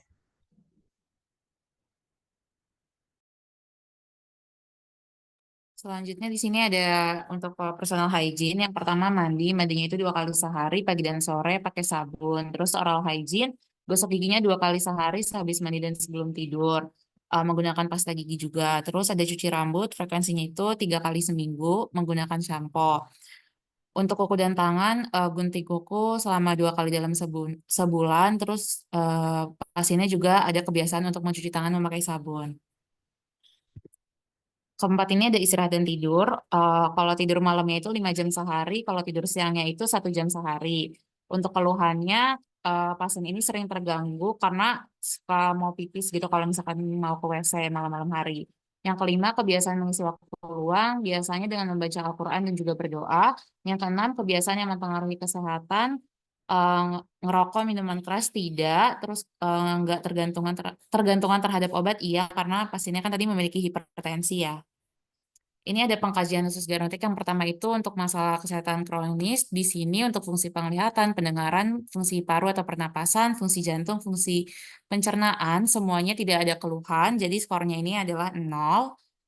Terus ada fungsi pergerakan, fungsi persyarafan, fungsi saluran sampai fungsi persyarafan juga nggak ada keluhan. Jadi skornya 0. Untuk fungsi saluran perkemihan seperti buang air kecil banyak, skornya 2 atau sering. Terus sering buang air kecil pada malam hari, skornya 2. Tidak mampu mengontrol pengeluaran urin kemih, itu skornya juga 2. Jadi totalnya itu 6. Jadi kesimpulannya, selanjutnya untuk fungsi kognitif, di sini jumlah skornya itu 6.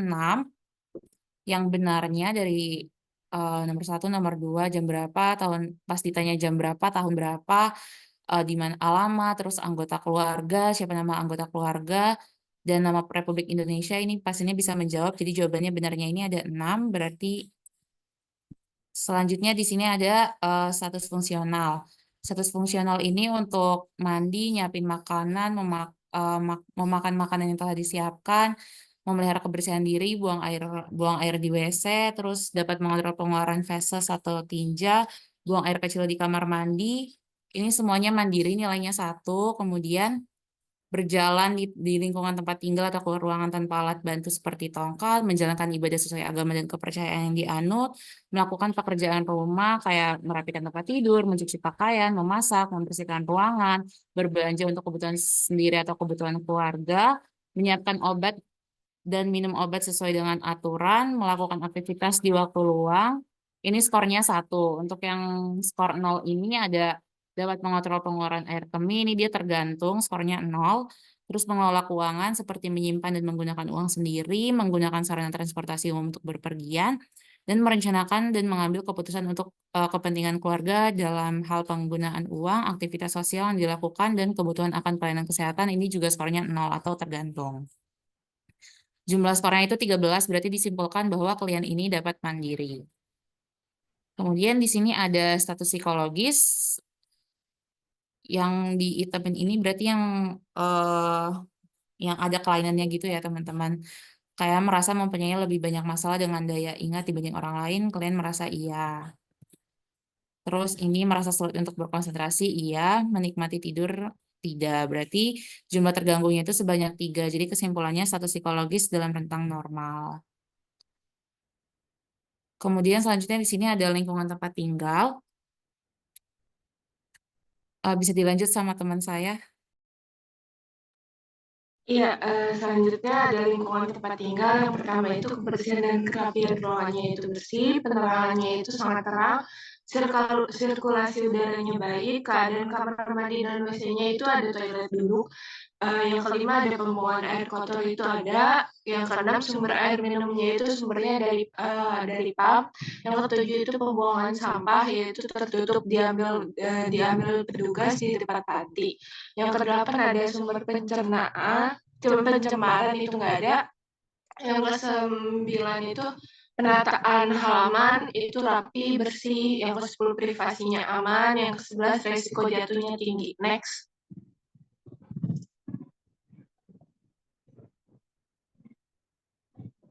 Ya, selanjutnya ada diagnosa keperawatan. Yang pertama ada analisa data. Data subjektifnya yaitu keluarga mengatakan Nyonya M sering buang air kecil tanpa disadari yaitu ngompol. Klien juga mengatakan saat dia bersin memukuk, batuk-batuk tiba-tiba keluar sedikit buang air kecil. Sebelumnya Nyonya M ada riwayat hipertensi 2 tahun lalu dan mengonsumsi obat. Data objektifnya terdapat distensi kantung kemih. Etiologinya kehilangan kemampuan untuk menghambat kontraksi kantung kemih. Problemnya itu gangguan eliminasi urin. Next. Selanjutnya ada diagnosa keperawatannya itu yang pertama gangguan eliminasi urin berhubungan dengan kehilangan kemampuan untuk menghambat kontraksi kantung kemih dihubungkan dengan oleh keluarga mengatakan Nyonya M sering buang air kecil tanpa disadari. Tanggal ditemukannya 5 Juli 2024, parafia kelompok 3. Next. Intervensi keperawatan. Diagnosanya itu gangguan eliminasi urin. Tujuan dan kriteria hasilnya setelah dilakukan asuhan keperawatan selama 3 kali 24 jam, maka diharapkan eliminasi urin membaik dengan kriteria hasil. Yang pertama distensi kantung kemih menurun, yang kedua mengompol menurun, yang ketiga enuresis menurun. Intervensinya itu manajemen eliminasi urin. Observasinya yang pertama identifikasi tanda dan gejala restensi atau inkontinensia urin. Yang kedua monitor eliminasi urin. Terapeutiknya itu yang pertama catat waktu-waktu dan Laili, jangan cepat-cepat ya. Oh, iya. Bukan resensi, tapi retensi urin. Iya, baik Ya. Terapeutiknya itu yang pertama catat waktu-waktu dan keluarnya berkemih. Yang kedua batasi asupan cairan jika perlu. Yang selanjutnya ada edukasi. Yang pertama ajarkan mengenali tanda berkemih dan waktu yang tepat untuk berkemih. Yang kedua ajarkan terapi modalitas penguatan otot-otot panggul atau berkemih. Yang ketiga anjurkan minum yang cukup jika tidak ada kontraindikasi. Yang keempat ada anjurkan mengurangi minum menjelang tidur. Next.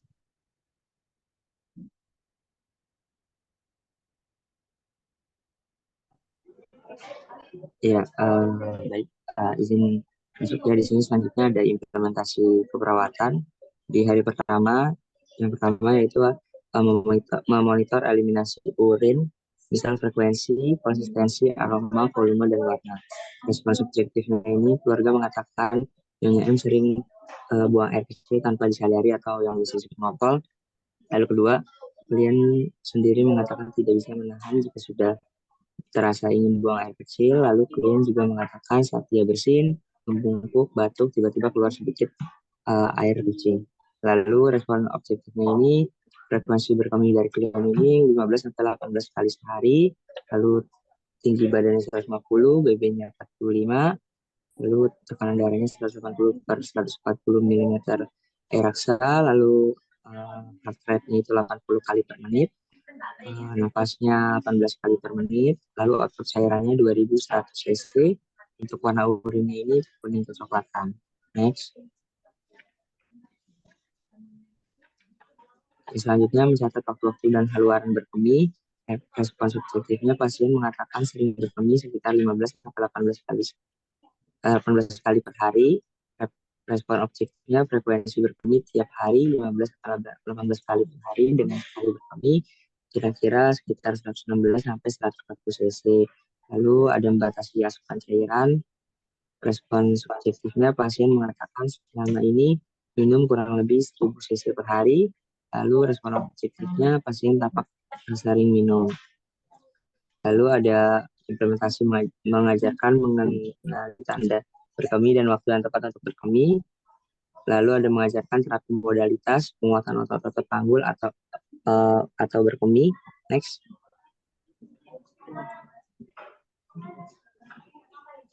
Ya, masuk ke implementasi hari kedua. Di sini ada memonitor eliminasi urin. Masih sama juga ya, misal frekuensi, konsistensi, aroma, volume, dan warna. Bisa dilihat untuk respon subjektif dan respon objektifnya. Next. Ya, lalu mencatat waktu-waktu dan haluan berkemih, membatasi asupan cairan, lalu mengajarkan terapi modalitas penggunaan otot-otot panggul. Next. Oke, untuk evaluasinya di hari pertama, subjektifnya klien mengatakan tidak bisa menahan jika sudah merasa ingin buang air kecil. Klien juga mengatakan saat dia bersin, membungkuk, batuk, tiba-tiba keluar sedikit air kencing. Lalu objektifnya frekuensi berkemih klien ini 15-18 kali per hari. Output cairannya itu 2100 cc. Asesmennya masalah belum teratasi, planningnya intervensi dilanjutkan. Lalu untuk di hari yang kedua, evaluasinya pasien mengatakan urin masih tidak bisa menahan urin. Maksudnya ini, terus pasien mengatakan membungkuk juga masih keluar sedikit urin. Lalu objektifnya frekuensi berkemih hari kedua ini masih 14 kali, warna urinnya kuning dan asesmennya masalah belum teratasi, planningnya intervensi dilanjutkan. Nah,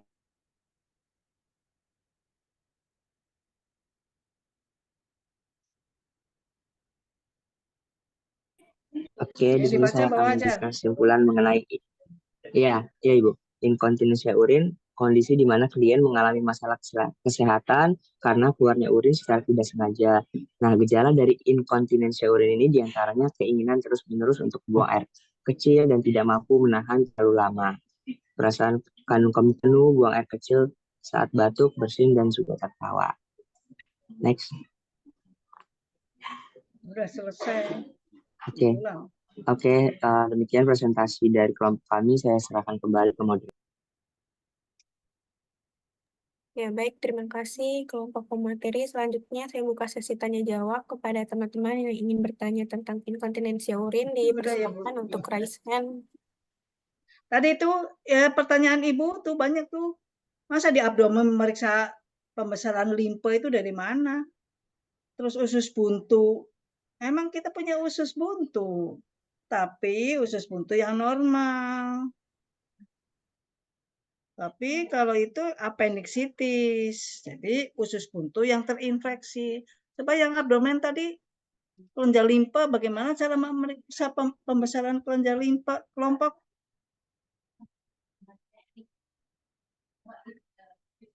Maaf ya moderator ya, tolong sampaikan tuh. Siapa yang jawab tuh? Kalau di abdomen itu yang periksa itu adalah pembesaran hati di sebelah kanan. Ya. Kalau pembesaran kelenjar limpa itu ada di leher, ada kelenjar limpa, getah bening tuh. Ya. Kalau usus buntu meriksanya itu dengan pemeriksaan. Kakinya sebelah kanan diangkat pada saat tidur atau pada saat rentang ataupun pada saat berdiri. Kalau terasa sakit itu berarti usus buntunya terinfeksi yang namanya appendicitis. Oke?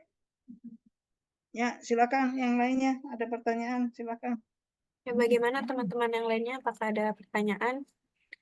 Silakan raise hand.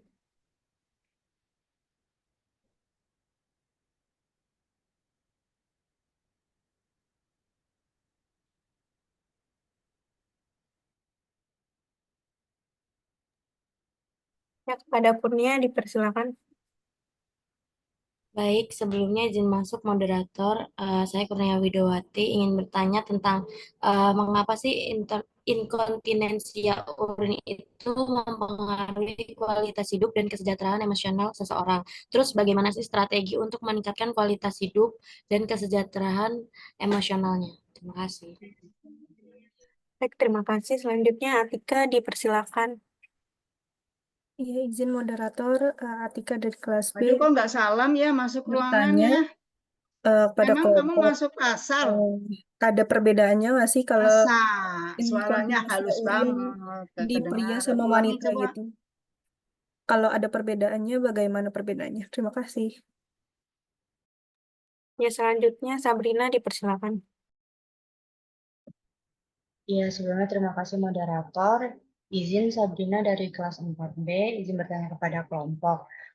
Bagaimana sih dampak psikologis dan sosial dari inkontinensia urin pada lansia itu sendiri? Baik, selanjutnya Nadila Putri dipersilakan. Ya, terima kasih moderator atas kesempatannya. Saya Nadila Putri dari kelompok 2. Izin bertanya kepada kelompok, ada nggak ya langkah-langkah untuk pencegahan yang bisa diambil untuk mengurangi risiko inkontinensia urin? Kalau misalnya ada, apa saja? Terima kasih. Baik, terima kasih. Sudah ada 4 pertanyaan kepada kelompok. Dipersilakan untuk menjawab pertanyaan.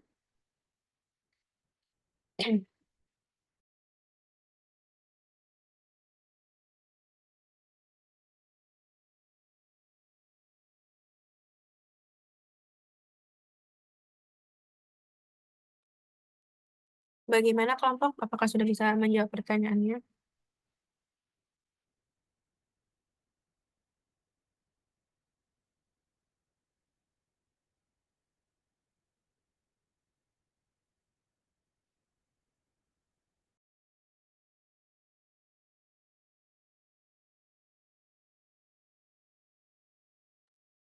Baik, Niken dipersilakan.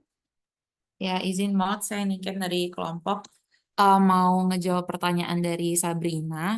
Tadi pertanyaannya, gimana dampak psikologis dan sosial pada lansia yang mengalami inkontinensia urin? Seperti itu ya. Izin menjawab.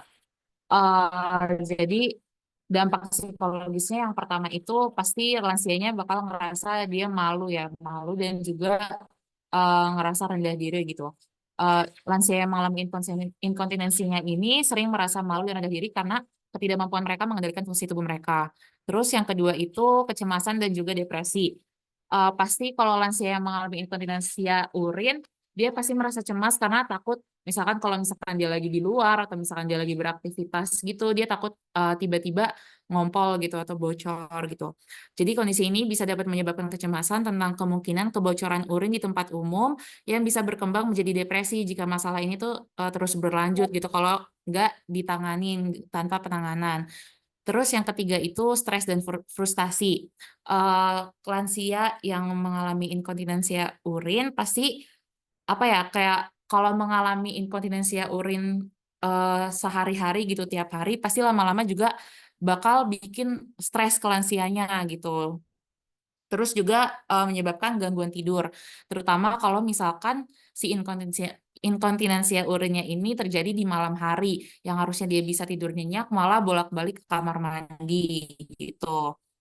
Terus untuk dampak sosialnya, yang pertama itu ada isolasi sosial, di mana rasa takut mengalami kebocoran urin di tempat umum yang dapat membuat individu itu menarik diri dari kegiatan sosial atau kayak malah menarik diri, dia jadi nggak mau bertemu dengan orang lain gitu, berinteraksi dengan orang lain.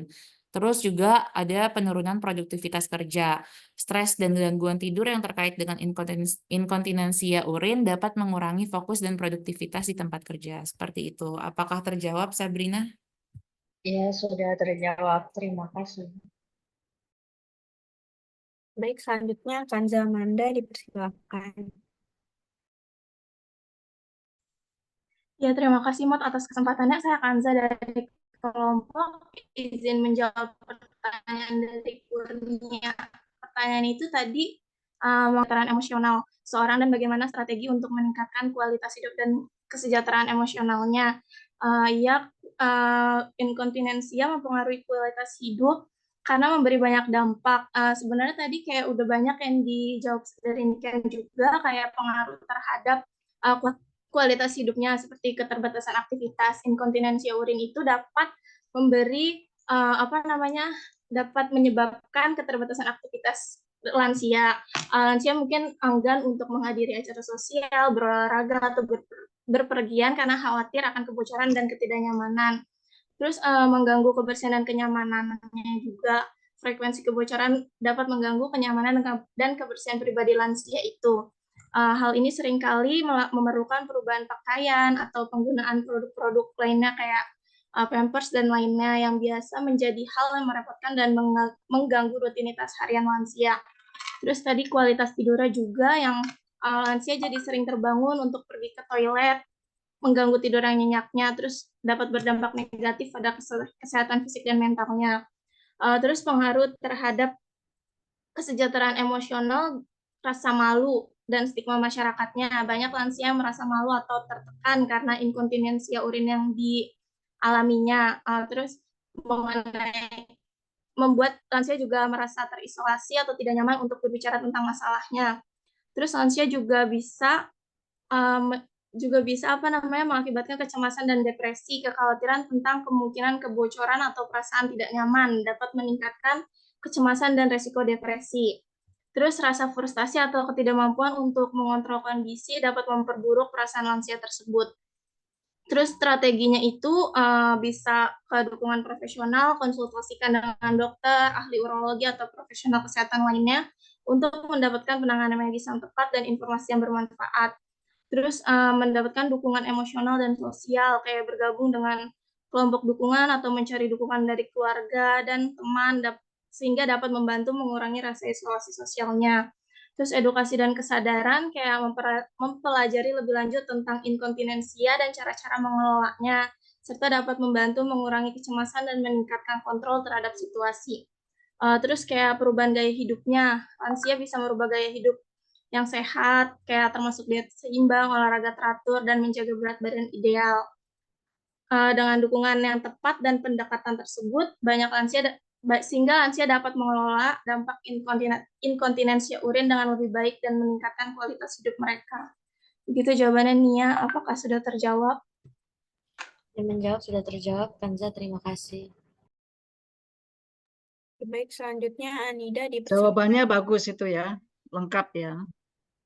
Jadi memang demikian, supaya sebetulnya semua penyakit itu dari stres. Maka kelola stres dengan baik. Terus gaya hidup ya dan sebagainya.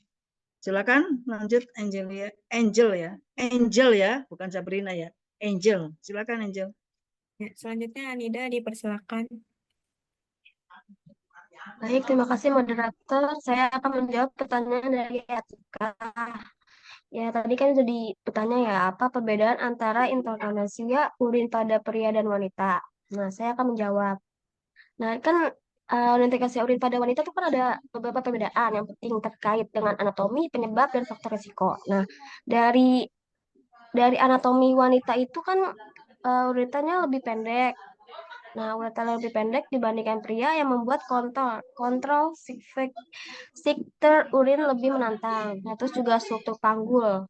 Dengan faktor kehamilan, persalinan, dan menopause dapat mahasiswa itu siapa nih sini? Panggul dan jaringan di sekitar uretra meningkatkan risiko infeksi urin. Nah, kalau dari pria itu uretranya yang lebih panjang, uretra lebih panjang dan memiliki dua sphincter internal dan eksternal yang dapat memberikan lebih banyak kontrol. Juga prostat, penyakit atau operasi prostat seperti hiperplasia prostat jinak atau prostatektomi dapat memberikan kontrol urin. Nah, penyebab dari wanita dan pria itu, penyebabnya itu kehamilan dan persalinan yang dapat melemahkan otot-otot dasar panggul yang sering menyebabkan inkontinensia, stres, menopause, penurunan hormon Estrogen setelah menopause dapat mengurangi intensitas jaringan di sekitar uretra di kantong kemih. Kalau dari masalah pria itu, masalahnya ada prostat dan operasi atau cedera. Prostat itu pembahasan BPH atau operasi prostat dapat menyebabkan inkontinensia, terutama jenis tokasia urgensi dan overflow. Kalau dari operasi atau cedera, operasi pada area prostat atau cedera tulang belakang dapat menyebabkan gangguan kontrol urin. Kalau dari faktor resikonya itu wanita itu kan ada kehamilan dan persalinan. Nah, resiko menikahkan dengan jumlah kehamilan dan jenis persalinan kita lebih beresiko dibandingkan sesar. Terus obesitas, berat badan berlebihan meningkatkan tekanan pada kantong kemih dan otot panggul. Kalau dari pria itu ada dua, yaitu usia dan penyakit prostat. Kalau dari usia itu resiko meningkat dengan pertambahan usia karena penurunan fungsi otot atau masalah prostat. Kalau penyakit prostat itu pembesaran prostat atau kanker prostat dapat pengobatan merupakan faktor resiko utama. Apakah sudah bisa dipahami? Atika jawabannya? Nah, tadi contoh kasusnya dia itu perempuan 150 tingginya, tapi berat badannya 45 atau 50. Bukan obesitas ya. Nah, itu latar belakangnya kenapa dia terjadi begitu. Inkontinensia uri. Ayo. Kan harusnya kalau Anda mencontohkan kasus itu disesuaikan. Biasanya berat badannya obesitas, usianya sudah lansia, atau dia punya anak 13. Ya kan? Jadi contoh kasusnya yang walaupun fiktif mendekati ke arah konsep, ya. Itu aja. Angel, ayo langsung. Ya, selanjutnya Amar dipersilakan. Ya, baik. Terima kasih Angel atas pertanyaannya. Saya Amar izin menjawab pertanyaan dari Nadila ya. Sebentar, tadi pertanyaannya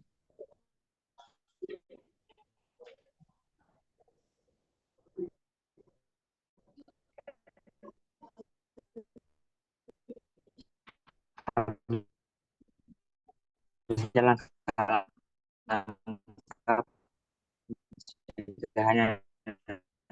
diambil untuk mengurangi resiko melakukan latihan Kegel secara teratur dapat memperkuat otot-otot dasar panggul yang membantu mengendalikan buang air kecil. Lalu yang kedua, bisa mengatur asupan cairan, minum airnya yang cukup, tapi dari minuman yang berlebihan. Lalu juga hindari minuman yang dapat merangsang kandung kemih. Apa sih minuman yang dapat merangsang kandung kemih? Contohnya seperti kafein dan juga minuman yang berkarbonasi. Lalu kontrol berat badan. Nah, berat badan ini juga pengaruh ya. Dengan menjaga berat badan yang sehat, dapat mengurangi tekanan pada kandung kemih dan otot-otot di sekitarnya. Lalu bisa melakukan latihan kandung kemih, jadi menjadwalkan kapan waktunya buang air kecil secara teratur untuk meningkatkan kontrol pada kandung kemih. Seperti itu, Nadila. Terus ditambah lagi manajemen stres, kelola stres dengan baik. Ya, Ibu. Baik, Amar, sudah cukup. Terima kasih. Ya. Karena pertanyaannya sudah terjawab semua, maka saya izin menutup presentasi pada siang hari ini. Terima kasih kepada teman-teman yang sudah antusias dalam presentasi kali ini. Saya tutup. Terima kasih. Wassalamualaikum warahmatullahi wabarakatuh. Terus sepenuhnya saya berikan kepada Ibu Puji. Ya, terima kasih. Saya kira sudah cukup bagus ya. 2 kelompok 4A, 4B. Tinggal Anda print ya. Kemudian makalahnya kemudian dikumpulkan. 4A, 4B itulah yang akan nanti untuk soal akan saya keluarkan dari situ. Ya.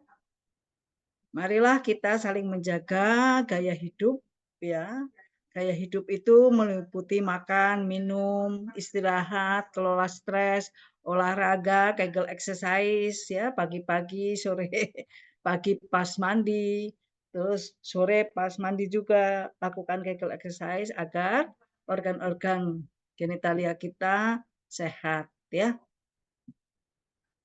Baiklah, ya, Ibu akhiri sekian. Wabillahi taufiq. Tepuk tangan dulu untuk kelompok deh.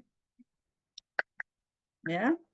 Baiklah, Ibu akhiri sekian. Wabillahi taufiq wal hidayah. Wassalamualaikum warahmatullahi wabarakatuh.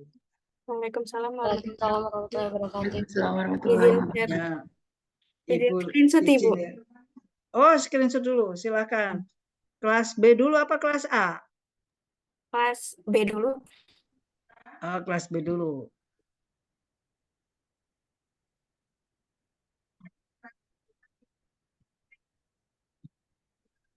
Ya, dari kelas B udah. Bisa dilanjut kelas A. Ya, untuk kelas A, boleh raise hand ya.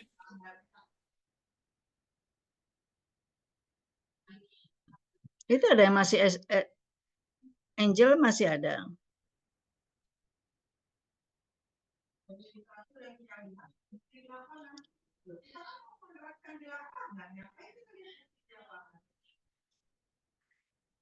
Ya, untuk kelas A sudah ya, Ibu. Sudah ya. Terima kasih. Ibu meninggalkan ya ruangan ya. Terima kasih. Tolong itu dikumpulkan segera ya makalahnya ya. Karena Anda ujian nanti UTS minggu depan. Minggu depan atau kapan? Pokoknya Jumat sudah ada di atas meja Ibu. Ya. Terima kasih. Terima kasih, Bu. Yuk.